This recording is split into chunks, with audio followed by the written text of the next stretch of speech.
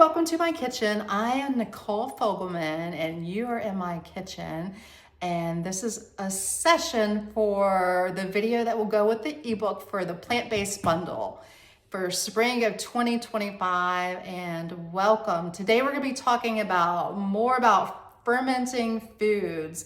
And we're going to be making a recipe with this item. Do you know what this is? This is actually ginger. We're going to be making a ginger bug, meaning ginger from the plant, the ginger plant, and bug meaning bacteria.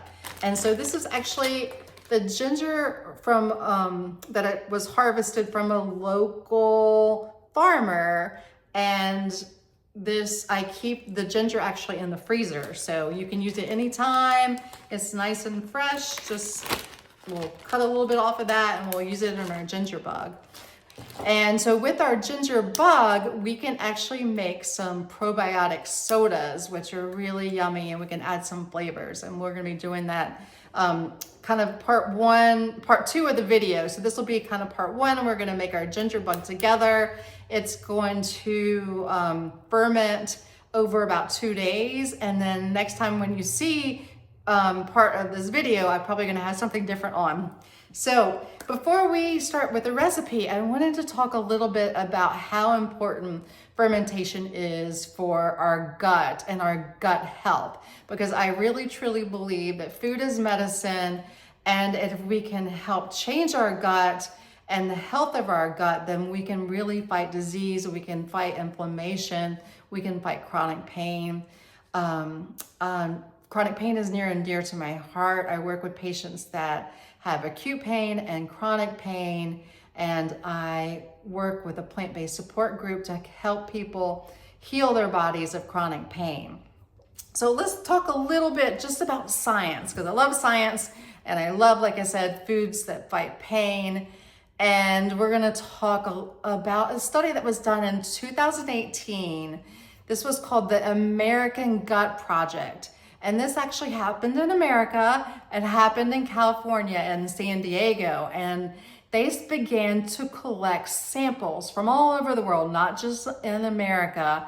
And they now have 15,000 samples of stool, of saliva, and skin of individuals. And with these samples, they have began to study more and learn more about the microbiome and what's going on in our guts.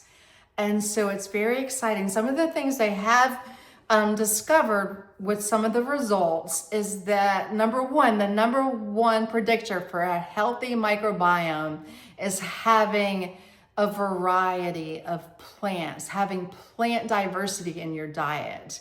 And we know now that in able to get that plant variety, we need to have at least 30 plants per week. But what's exciting is with this study, they've done even more in depth to kind of study about plant variety. And they have found that when you eat fermented foods, not a large amount, just like an ounce a day, one little serving on your plate, when you're adding that fermented foods, that really can help your microbiome.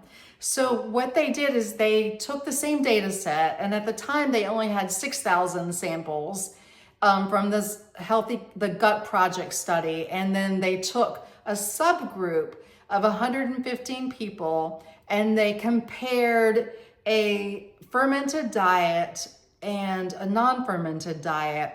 And they looked at this over 4 weeks. And what they found was that a regular consumption of fermented foods has a distinct, were able to show that there was a distinct gut microbiome community and metabolic profiles that were going on in those people that ate the fermented foods. And that the fermented food consumers actually showed an increased microbial diversity and abundance of beneficial bacteria. And the gut alterations they found was indication that this could be an indication of anti-inflammatory effects. And they also showed that some of the specific types of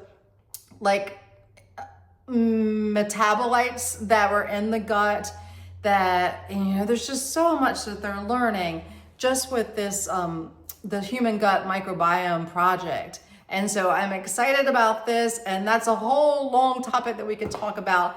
But I just wanted to give you just the basics, why fermented foods are so important. And one other study I wanted to tell you about was the Stanford study. And this was actually done in California too, but at Stanford University, they actually looked at individuals that ate a fermented diet and those that ate a plant-based diet.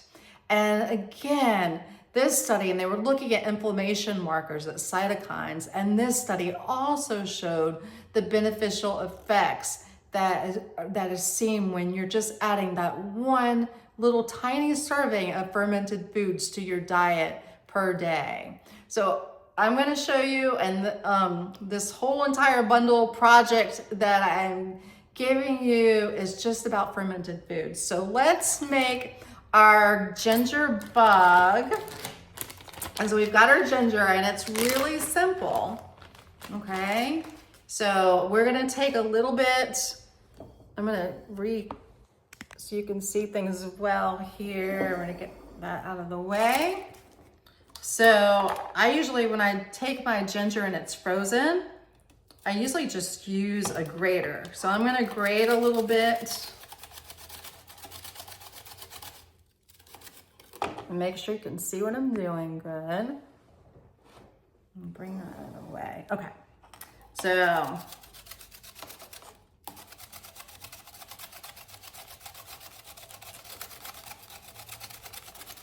all right, so I've got some ginger there,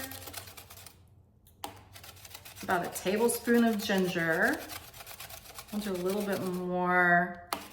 I'll have the recipes in your bundle.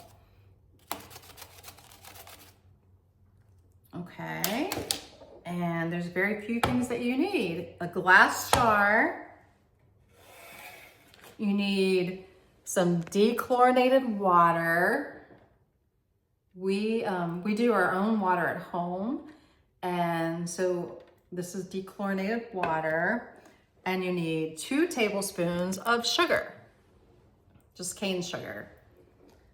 And we're going to be mixing this together. And so one of the items that I do own, and I'm not selling this item, but I do think this item is great, and this is going to probably be in most of the videos that you see. So I'm going to grab out of here.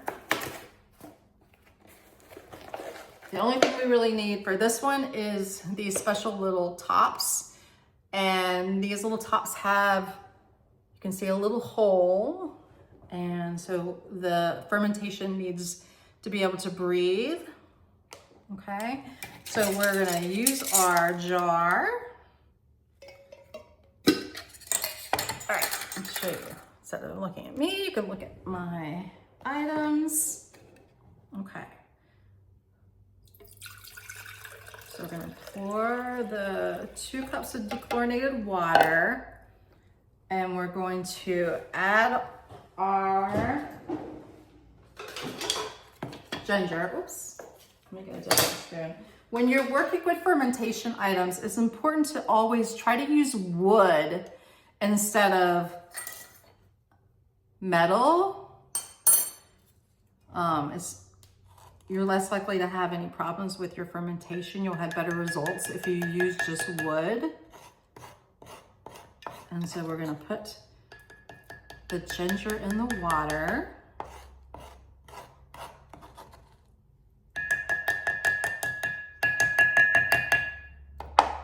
Okay, and then we're going to add the, goodness gracious, I forgot to put that. There it is.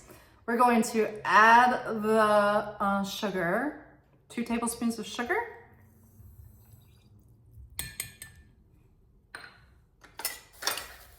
And then we're gonna cover it up. Well, we'll go ahead and just stir it up with our wooden spoon.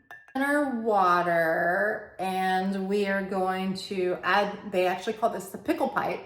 This has the little hole there, and we're going to secure this And so I will let this sit in my cabinet free of light for 24 hours.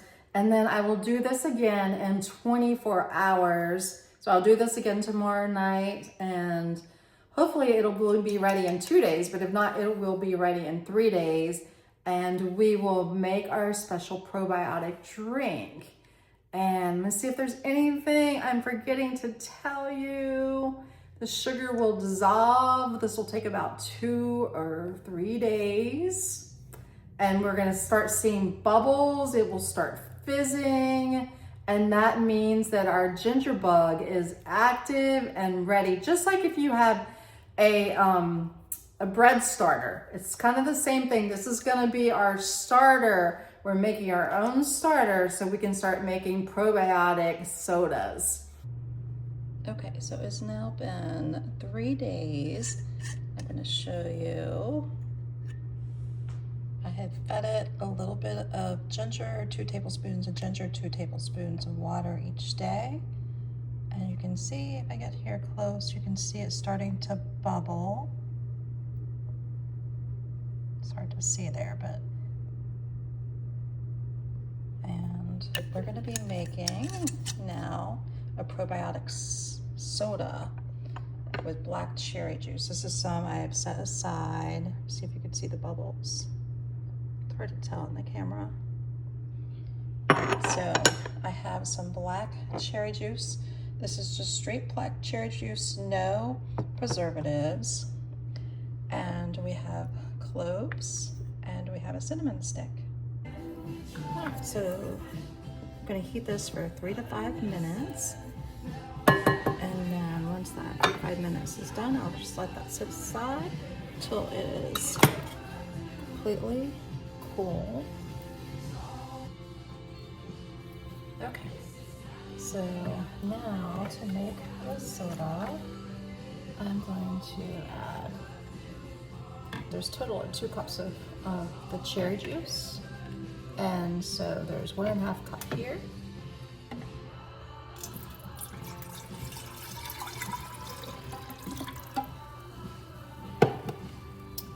And then I'm gonna add 4 tablespoons of the ginger bug.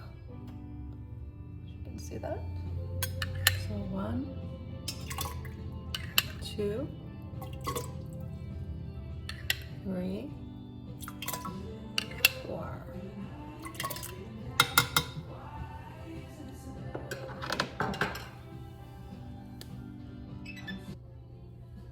All right, so I'm going to add the rest of the cherry juice after it's cooled. And then we're just gonna set this aside, put the top on it. All right, so we're just gonna swirl it around so it mixes. And then we're just gonna set this aside for 24 hours. And then that will be the final product. It should make some more fizzing, more bubbles, add 2 more teaspoons of sugar, and we'll see what it looks like tomorrow.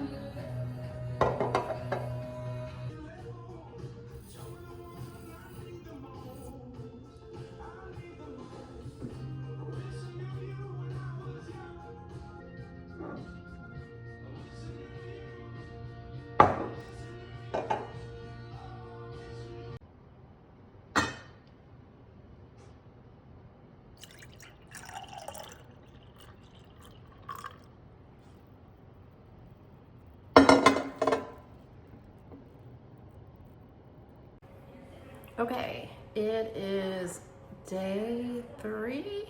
Very happy with the results, and see how it turned out. So it makes 2 cups of juice, so you could definitely do more. But when I first poured it, it has a little bit of fizz to it. I think I'm gonna show that in the video. You can see it starting to fizz a little bit. You may not be able to see on the video, but when I taste it, it's definitely fizzy. And you can taste the really good probiotics. It's not overpowering. It's very nice. So, and then I'm gonna show you one last thing. how good my ginger bug is turned out, and I can keep using this over and over again to make different sodas. And